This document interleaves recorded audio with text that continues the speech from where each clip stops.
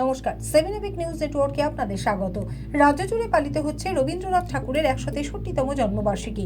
কলকাতার জোড়াসাঁকোর ঠাকুর বাড়িতে তো বটেই, গোটা রাজ্যের জেলায় জেলায় শ্রদ্ধায় স্মরণে পালিত হচ্ছে রবি কবির জন্মদিবস। প্রভাত ফেরি শোভাযাত্রা বিশ্বকবির মূর্তিতে মাল্যদান করে শ্রদ্ধা জানান অগণিত মানুষজন। রবি ঠাকুরের গানে মুখরিত হয়ে ওঠে জোড়াসাঁকো ঠাকুর বাড়ি চত্বর।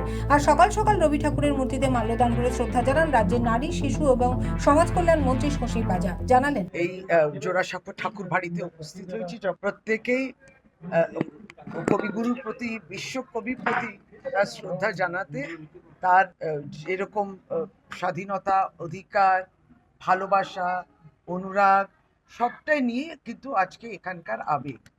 সুতরাং এখানে আর কোনো নেগেটিভ কথার কোনো জায়গা থাকে না। কবিগুরু রবীন্দ্রনাথ ঠাকুরকে আজকে রবীন্দ্র জয়ন্তী উপলক্ষে এবং আজকে তার জন্মদিবস উপলক্ষে আমরা শ্রদ্ধা জানাই। দুটি বাসের রেষারেষির জেরে ভয়াবহ পথ দুর্ঘটনা ঘটল ব্যারাকপুরের শিউলি গ্রাম পঞ্চায়েত এলাকায়। সূত্রের খবর, মঙ্গলবার বিকেলে শিউলি পঞ্চায়েতের দেবপুকুর মোড়ে ব্যারাকপুর বারাসতগামী 81 নম্বর রুটের দুটি বাসের রেষারেষিতে নিয়ন্ত্রণ হারিয়ে একটি বাস সজোরে লাইট পোস্টে ধাক্কা মারলে ঘটে দুর্ঘটনাটি। লাইট পোস্ট ভেঙে বাসের ভিতরে ঢুকে যায়। বরাত জোরে প্রাণে বেঁচে যান বাস চালক এবং বাস যাত্রীরা। তবে দুই মহিলা সহ আরও এক যাত্রীর আঘাত লেগেছে।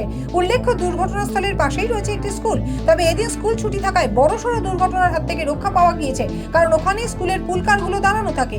দুর্ঘটনার পরেই পালিয়ে যান বাসের চালক এবং খালাসি। খবর পেয়ে ঘটনাস্থলে পৌঁছে দুর্ঘটনাগ্রস্ত বাসটিকে উদ্ধারের কাজে হাত লাগায় পুলিশ।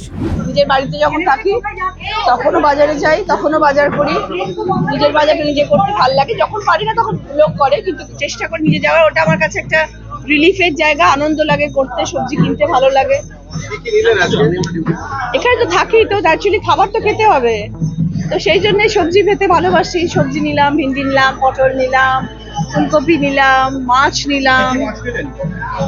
নিলাম হচ্ছে চিংড়ি নিলাম, কাতলা নিলাম, মৌরলা নিলাম। সেটা পারি না, কয়েকটা পারি, সব পারি না, সেটা মাসি করে দেয়।